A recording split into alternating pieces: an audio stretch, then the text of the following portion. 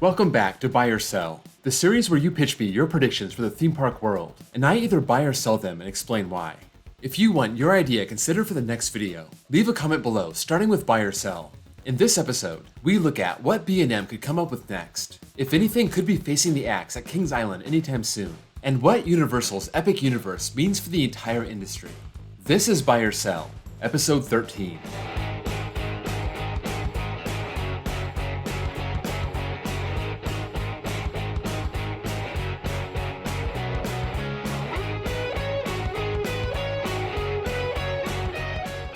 Let's start with Krosny. If Six Flags Great Adventure still had Batman and Robin the Chiller, it would be a top 3 coaster in the park. So, the Chiller was a dual Premier Rides launch coaster, but each side had a different inversion. The Batman side had an inverted top hat, and the Robin side had a Cobra roll. They both had a 0G roll into a spike, where they would get a boost before doing the course backwards. The whole experience reminds me a lot of the Mr. Freeze clones, especially the Batman side, obviously. But unlike those that have been around for 25 years, the Chiller was gone after just 10.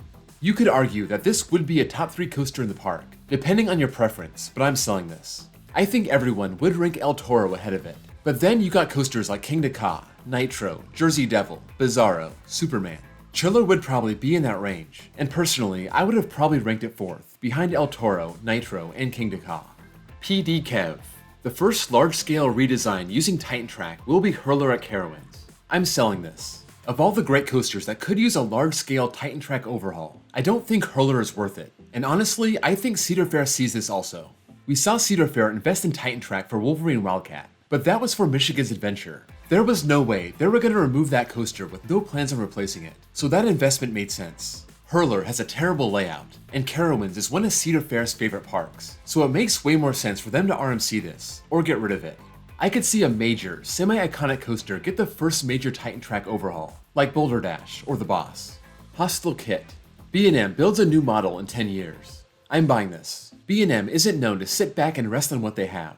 When they started, they had a stand-up, a sit-down, an invert. Then they got a dive, and a hyper, and a floorless. And that was all in their first 10 years. Then, in 2002, they did a flying coaster. 9 years later, they did a wing coaster. 3 years after that, they built a family invert, and 9 years after that, they did a surf coaster.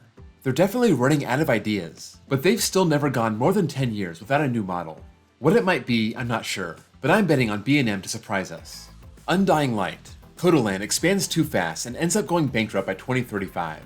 I'm selling this. I think it's possible for them to start expanding too fast, especially given how aggressive they said they want to be. But unless they take it too far and don't know when to stop, it seems like they can make an adjustment on the fly and rein it back in.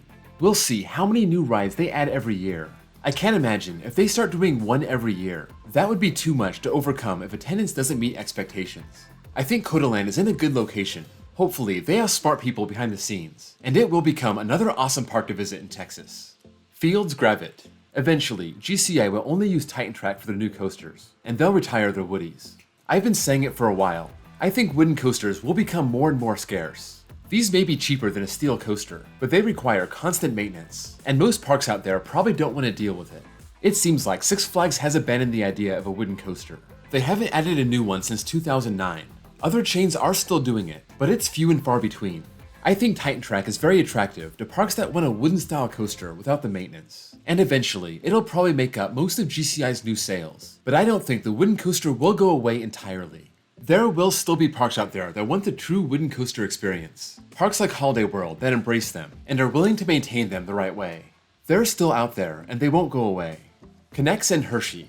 Hershey Park will work with Intamin in the next 10 years. Hershey Park has a very rare collection of major Intamins. From the accelerator coaster Stormrunner in 2004, the multi-looper Fahrenheit in 2008, and the Hyper Skyrush in 2012. These are all very well received rides, at least by enthusiasts. I'm not sure what the GP think of Skyrush, but the others always have a long line. Hershey Park has looked elsewhere over the last 10 years, from Maurer to B&M to RMC, but Intamin is really on a roll, so if Hershey Park adds 2 or maybe 3 coasters over the next 10 years, I'm willing to bet one of those projects will be a new Intamin. Resident Sleeper 22. Universal's Epic Universe will replace Islands of Adventure as their most popular park long term. This is a very tough call. Not only because we don't exactly know what's going to go into Epic Universe, but also because we don't know what Universal has planned for Islands of Adventure. That park just got 2 massive additions in Hagrid's and Velocicoaster. So the question is, will Universal start ignoring this park as they pour all their resources into Epic Universe? For those who don't know, Epic Universe is a new park that's being built for 2025, down the road just a couple miles from their original parks. It's not attached to their existing complex. That could hurt a little bit, but I doubt it'll be a problem. All of the Disney parks are spread out and they're doing just fine. If you look at the plot of land that this will be on, about 750 acres, it's so much bigger than the land used by Universal Studios and Islands of Adventure combined. It looks to be about the same area as the entire Universal complex, which includes Volcano Bay. Another way to think about it, think of Cedar Point and then double it. It will contain a central hub, including a Mack Rides dual launch coaster, and then 4 themed lands: Super Nintendo World, Universal Classic Monsters, How to Train Your Dragon, and the Wizarding World of Harry Potter, Ministry of Magic. So, will this end up being Universal's most popular park long term? Yes, I'm buying this. They have so much land to work with. They have all the modern technology and theming they didn't have back in 1999 when Islands of Adventure was new. There are a lot of variables here, mainly around quality and quantity of investment. Like, are they going to put all their amazing innovative new rides in Epic Universe and give Islands of Adventure all the second tier stuff? Or will they continue to pour money into Islands of Adventure even while they're building Epic Universe? We'll have to see. Up to this point, I like what I see so far with the direction of the Epic Universe project. Alex Malinsky. Now that Bob Chapek is gone, Disney adds a major coaster to compete with Epic Universe. I'm buying this. I don't even know if it'll be directly related to Epic Universe, but Disney has not been afraid to add major new coasters to the parks in Florida. It really does depend on what you mean by a major new coaster. In 2018, we got Slinky Dog. Last year, we got Guardians of the Galaxy. And this year, we got Tron Light Cycle Run. I can see another addition along those lines soon, maybe to Hollywood Studios or Animal Kingdom. If by major coaster you mean something extreme and outdoors, I would be more skeptical. I don't think we'll ever see something crazy come to a Disney park. Universal definitely has that on Disney, but extreme rides just don't fit the Disney model. That being said, Disney has been great about adding new coasters in Florida. They just need to start being nicer to the parks in California. Josh Graves. Michigan's Adventure gets a new coaster, new or relocated, before 2027. I'm selling this, and I'm really sorry for everyone in Western Michigan, but history isn't on your side. Cedar Fair acquired this park in 2001, and they have never put anything new here. Just a relocated SLC after Geauga Lake closed. I'm not super confident though. It's possible Cedar Fair throws them a small coaster, something like a Skyline Biscotti Bowl coaster. Or maybe if a coaster like Invertigo at Kings Island closes down, it could find a new home here. 2027 isn't that far away. They would have to announce something in the next 4 years. That's just not very likely. Mary Bess. Great Adventure will get a dual launch racing coaster for their 50th anniversary. I've been on the hype train for Great Adventure getting a dual launch coaster for years. When Magic Mountain got West Coast Racers, I thought something like this would be perfect at Great Adventure. Salim Basul said the 50th anniversary in 2024 would be exciting. He was vague about it, so it could mean anything. But now that Fiesta Texas is getting a new family coaster for 2023, maybe that new coaster window is open again for Six Flags. And what better park to get one than Great Adventure on their 50th anniversary? The dual launch coaster is kinda specific, but it's such a great fit, I have to buy it. Tiger Rogers. Kentucky Kingdom replaces T3 with a B&M, particularly a surf coaster. I do think T3 is on borrowed time. This is kind of a joke now, and in a park with only a few coasters. It's too bad that this is one of them. It's also the tallest one, which is hard to believe. Now that Herschend is in charge, it changes the equation a little bit. They have deep pockets, and they're not afraid to show it when it comes to Dollywood or Silver Dollar City. Wild Adventures, not so much. They've only been in charge of Kentucky Kingdom for 2 years now, so it's not clear how they'll treat this park. It seems like most people believe it could be a cross between their flagship parks and Wild Adventures. They'll get some investment, but not that major coaster every 3 or 4 years. Therefore, I have to sell. I don't think they're getting a surf coaster, or even a B&M at all.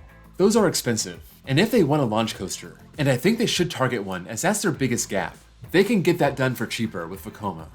Single Rider Adventures. Magic Mountain replaces Viper with the world's tallest tilt coaster. Viper sits on a prime plot of land near the front of the park. The rumors of its demise have been going on for years, but it seems like the park wants to preserve it. Even then, the station for this ride is always empty, so at some point they may give up on it and use that nice plot of land for something that will actually bring in the crowds. I think, given the addition of Dr. Diabolical's Cliffhanger, we may be looking at a 200+ foot dive coaster in that spot. But now, given the return of Vekoma's tilt coaster, that's also a big possibility. I can definitely see a 200-foot tilt coaster going here. Vekoma already sold 2 of these for 2023. Vekoma's parent company works with Six Flags a lot.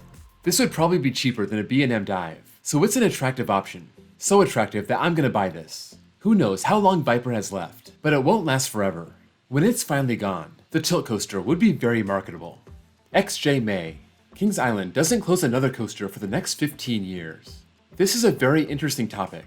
I think Kings Island just gave the axe to the 2 coasters that have the shortest shelf life, that being Firehawk and Vortex. So, what's next? There are 2 coasters that I think could be in danger. One is the Bat. That's already gonna be 30 this year, and in 15 years, it'll be 45. That's 20 years longer than Big Bad Wolf lasted, and that was torn down because it reached the end of its service life. The other is Invertigo. This ride doesn't really fit in with the park. If Kings Island ever wanted to renovate the front entrance, maybe put in a new coaster like Gatekeeper, I could see this either being scrapped, or like I said earlier, maybe they can move this to a park like Michigan's Adventure. 15 years is a long time, so I'm gonna sell this. I think one of these rides, or maybe another one, will surprise us, but something will bite the dust during this time. Wandering Outlaw. Herschend will buy another failing amusement park in the next 10 years. I don't know if Herschend would necessarily be in the market for a failing park, but I'm buying that they will buy another park in the next 10 years. This chain isn't super aggressive, but they've shown that they're interested in expanding after buying Kentucky Kingdom. That was not a failing park. That was a situation where Ed Hart wanted to retire and leave the park in good hands. I'm sure Herschend has their radar up, looking for a great opportunity like this one, where some owner is looking to sell. That's a wrap on episode 13. Let me know what you think of any of these topics, if you agree or disagree, and why. Also, don't forget, if you want your idea considered for the next video, leave it in the comments below, starting with buy or sell. Before you go, don't forget to drop a like, and if you're new here and love coasters, please give me a sub. I have a playlist with all of the buy or sell episodes. Also, check out my links below for my Discord server, and my second channel where I post copyright-free off-ride footage, and my baseball channel if you also happen to love baseball. Thank you all for watching, and I'll see you all next time.